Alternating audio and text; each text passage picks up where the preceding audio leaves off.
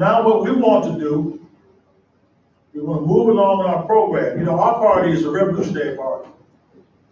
Anytime you talk about being a revolutionary, you got to have a worldwide analysis of the struggle that's going on in the world. Because the struggle to defeat the capitalists and the imperialists is worldwide. So you have to have a global analysis. You also have to have international solidarity, especially with the people of Palestine, where the cutting edge of the revolution is taking place every day. All right. Because this is a worldwide revolution. You also have to have solidarity with the indigenous people of the Western Hemisphere. That's critical to being a revolutionary. Kwame Ture taught us very clearly. The fight against Zionism is the cutting edge of the revolution. Anybody who calls themselves revolutionary and ain't supporting the Palestinian struggle, they're not a real revolutionary. Okay. In fact, they support the enemy. So today we have a very distinguished member of the indigenous people struggle. She's a member of the American Indian movement, and she's also a member of the Women of All Red Nations, which is the women's wing of the American Indian movement. In the All African People's Revolutionary Party, we also have a women's wing, and that's another aspect of revolution.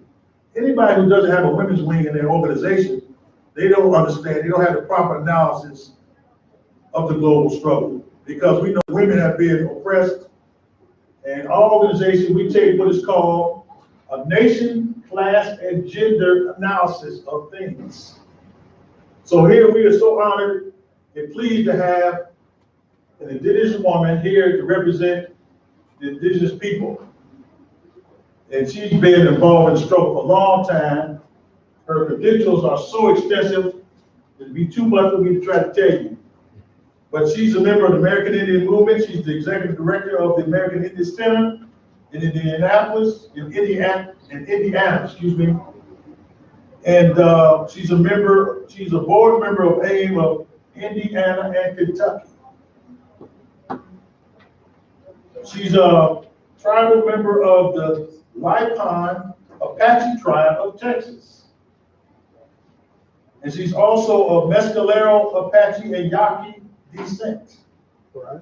That's important to know. Many Many of us, we can't say exactly where, but we know we're from Africa. That's all we need to know. But we need to, she can trace her history, and that's a very good thing. She has a BA in Multicultural and Diversity Studies, and she was the president of the Native American Student Alliance when she was at school. She spoke at several diversity conferences. She's been involved with so many activities, and she's especially interested in working with other communities of color. And one of her most important activities is to work on the missing and murdered indigenous women. That issue is really prevalent in this country, because we know that a lot of women in the African community are murdered in this, and it's the same problem with indigenous women. So we want to introduce to you Carolina Castoreno-Santana. Please give her.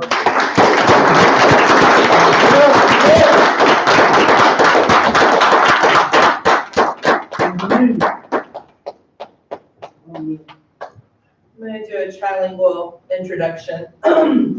Tagote, Shi, Carolina, Shi, Chitle, Lapainde, Chiche.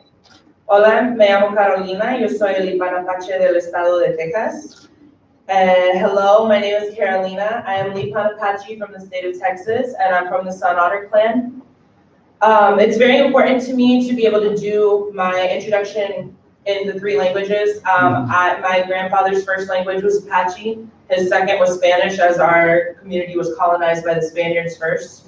And then his third language was English. So my generation is learning in reverse, where our first language is English, we grew up with Spanish, and we are trying to reclaim our Apache tongue. Right.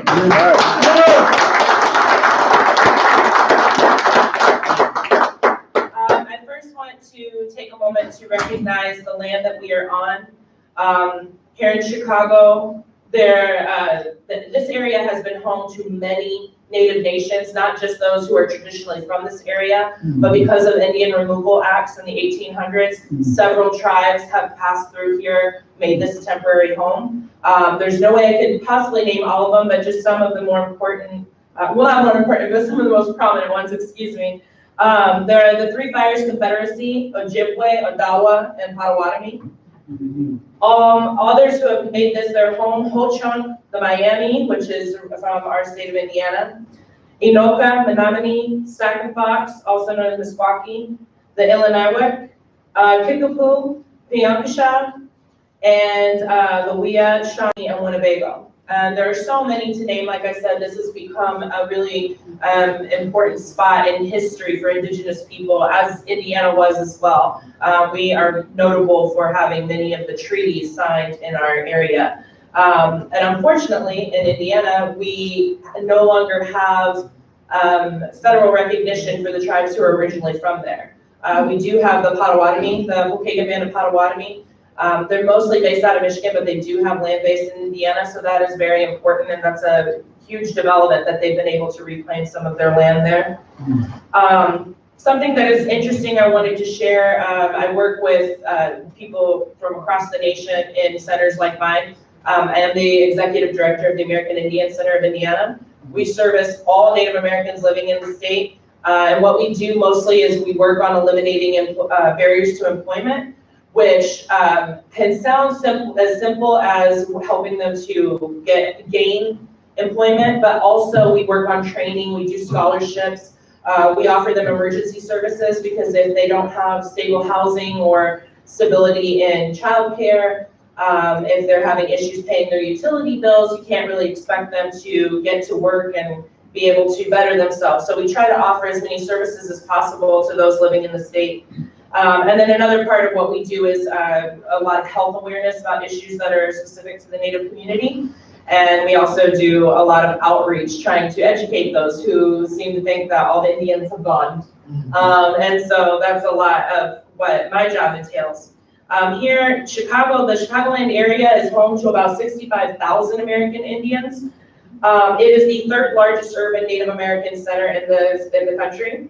And there are over 100 tribal nations represented, and about 75%, what's important to understand is a lot of people think that natives all live on reservations, but about 75% of natives are actually urban Indians like myself. We're disconnected oftentimes from our tribal lands.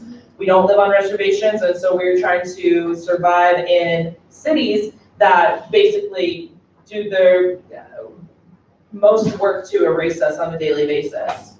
Something that was also really interesting about Chicago, that when I was wanting to make sure that I was recognizing the people of this land, Jean-Baptiste yes, okay, thank you, yes, is considered the first permanent resident of Chicago. So he is a Haitian immigrant, but his wife was Potawatomi Indian. And so I think that's a beautiful story that Chicago has, this combination of a Haitian immigrant and an indigenous woman. And how that reflects on our times now and the collaboration between our communities. So I thought that was a really beautiful history there.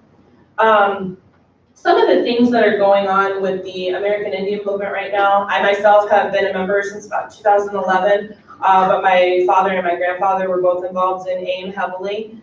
Some of the things that we really tend to focus on, one, I would say the most important and pressing issue right now is missing and murdered Indigenous women. It is an epidemic, not just in the United States, but Canada and throughout Latin America as well. And it is specifically tied to the erasure of Indigenous people, because what they work very hard at doing is to pretend like we are figures of the past. And if we're figures of the past, then people don't have to focus on the issues that are affecting us now. They are able to sweep that under the rug very easily.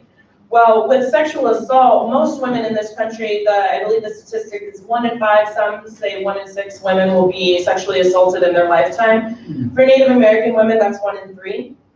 And on top of that, over 80% of the crimes, sexual violence crimes against Native women, are committed by non-Natives. So that is something that's very unique to our community. Oftentimes, there is some intercommunal issues because that's who you're around the most, or people from your own community. but the violence that happens against Native women are coming from non-Native people. And so it is another form of genocide that is happening to us at the hands of the colonizers yet again.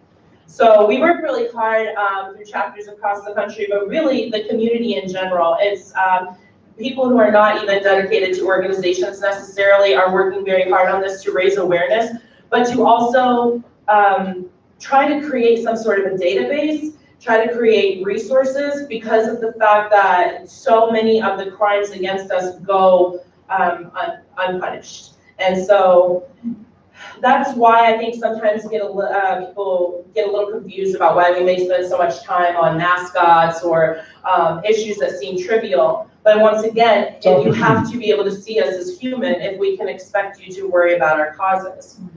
So that's why I think that there's a lot of overlap between the movements here, and why it's always been important for me to collaborate with other communities of color in the struggle against neocolonialism, imperialism, and capitalism at its heart. I do personally feel that neocolonialism and capitalism are the greatest threats to our country, to the globe. And the reason I say that is because everything else that is pressing stems from those issues. They are the root of everything. Even when we think about climate change, which is affecting every human being and every living being on this planet, it all stems from the practices of neocolonialism and capitalism. And so everything can be drawn back to that, and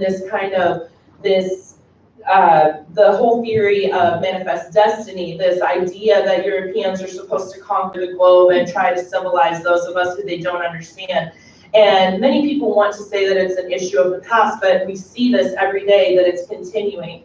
I think that the movement for liberation of the people of Africa is beautiful, because who else can completely understand what it is to be colonized, what it is to lose your tongue, to lose your culture, to lose your spirituality than the people of Africa and the indigenous people of the Western Hemisphere. There's so much in common. We have very different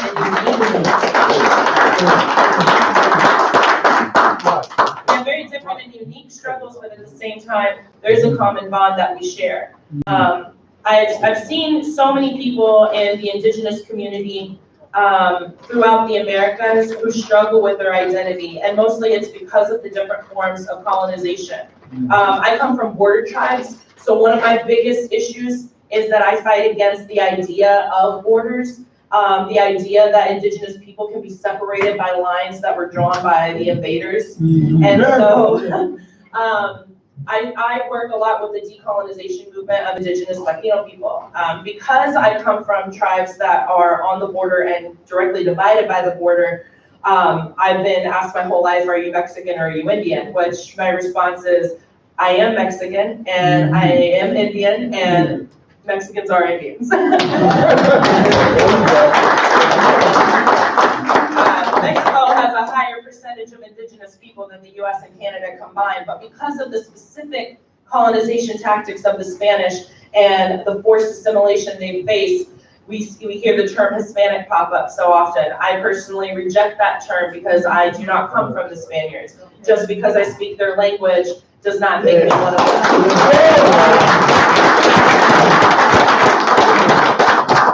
So that has been a really big concern of mine, but especially to get other people of the US who fight so hard for this wall that they want. They fight so hard for these immigration policies that they want, but they don't understand it is continued colonialism, because the people who are seeking asylum at the border are predominantly indigenous, and they speak their indigenous languages from Mesoamerica. And then couple with that the fact that there are African Latinos who are trying to cross over here and seek asylum as well. So the community, the portion of Afro-Latinos is being erased because they make it about a brown issue versus an indigenous issue, and that's really what it is. So these are some of the things that we personally work on. Of course, the fight against pipelines and the disasters that are going on throughout our country. Native people are at the front of that. One thing that I really appreciate about my community is that the women really are the heart and soul of our community. And that seems to be an issue as well. I think that people don't don't see the little microaggressions that happen to us on a daily basis with European culture being patriarchal and extremely misogynistic. They don't take into consideration people from indigenous communities that are matrilineal and matriarchal like my own. So simple things as far as people assuming I have to change my name or I have to take, after my husband's kind of the family, they don't get that that's what in our culture, we make those decisions. We are the ones who keep the fire going. We are the ones who are at the front lines. We're not just homemakers, we're warriors. And so that's something that's a great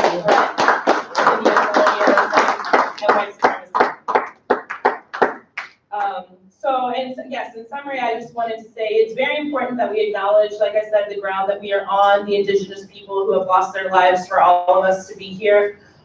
Even myself, being a transplant from the Southwest, have to remind myself constantly that I'm in the Midwest, and the ways of my people vary differently from the tribal people of Indiana, Illinois, Ohio, Kentucky. And so being able to understand one another and appreciate the struggles that we have all come from. I do think that that is one of the issues that I notice a lot in communities where we have some movements to reclaim identity, but sometimes people can be so lost that they want to appropriate another's identity. And so I've been able to, over the years, to go from being angry about that to be able to recognize that pain that comes from not knowing where you come from, not knowing exactly how you got here. And I know there are a lot of people, we had an issue earlier this year, I don't know if you saw on Indigenous Peoples Day, where there was a group of Hebrew Israelites, and they were talking to an indigenous group. And so everyone was really hurt because they saw these two communities of color that should have been being able to come together. But what we saw was that pain, that not wanting to recognize the history of slavery and not wanting to associate with that, but wanting to associate with something else. And there's a lot of us in the indigenous community who don't want to associate ourselves with being weak or being victims of genocide. And so they have decided to fight for the imperialists and fight in the military, and that's their way of gaining their warrior status back. But what I believe is that we can only heal by recognizing the truth from both of our communities. And so in order to move forward, we have to understand how we got here and how we can work together to defeat a common enemy. So I just want to say thank you so much for having me here.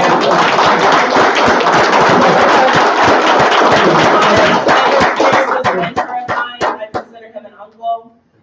He brought me into the movement. I've admired him for so long because of his dedication, not just to our community, but all communities who are affected by imperialism, colonialism, and capitalism. He has been so dedicated to environmental justice and dedicated to socialist movements. It was refreshing to know that someone who was older than me was even more radical than I was, because I'm always accused of being too radical for the elders. So it was really refreshing that Tom was able to say, no, actually, I don't think you're radical enough, and you need to be a bit stronger and harsher. And I loved him for that. We lost him recently. It was very unexpected.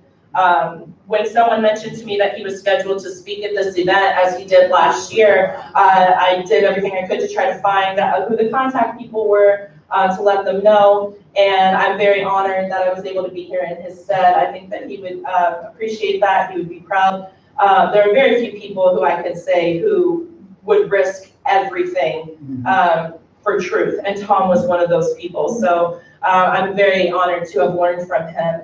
And now that he has walked on, we carry his memory with us. We will pass on his wisdom to the next generations to come.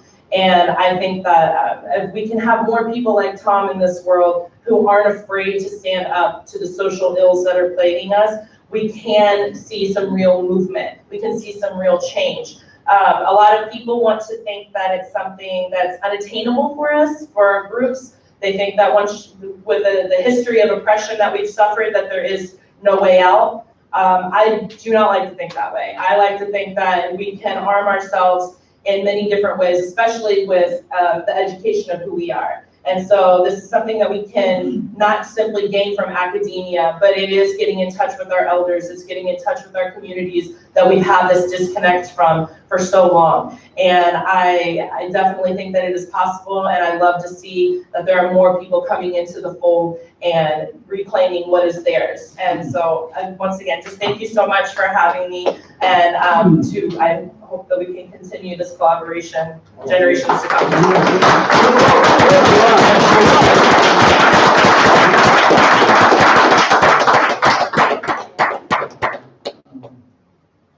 Give her another round of applause. I mean, that was, she been all our lives, you know? Yes, you know, the indigenous people. Mr. Alexander Ben? Yeah, that we want to make reservations today and this year, and everything between here and then. Yeah, all right. Thank you. Yes. So many thoughts behind this speech, so much to learn. And I would like to have permission to feature her in the future earlier to get into this other stuff. Absolutely. Okay, wonderful. And so she was given honor to Thomas Pierce, who spoke here last year. Everybody, do you all remember Thomas Pierce when he spoke on stage? Yes. And how revolutionary his speech was? Yeah. And she said, what? Yeah. He said, you ain't revolutionary enough. And she didn't know that somebody older than her was that radical. Thomas Pierce was truly a legend in the American Indian movement. And as we all know, working with the American Indian movement, there's been many, many revolutionaries in AIM, and we know made the transition like Brother Wabunamidi. We know Mike Haney. We know Russell Means, although he was in a different faction, okay, but he was still fighting the people. And there's many more. Yeah. So we have to honor all of these people who have sacrificed to move, to advance the struggle for the liberation of humanity and African people forward and indigenous people. And speaking of that, we want to give recognition to some who are still present. Brother Conrad Wall, please stand up. Yeah.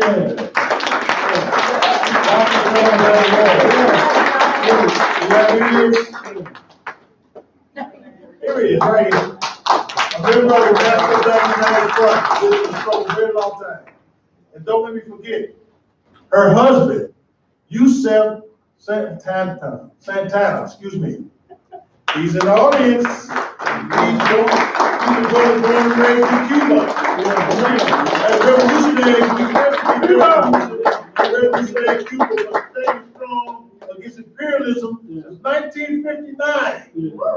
Since 1959, and they were the only country in the world who sent troops to Africa to help liberate Africa in the whole wide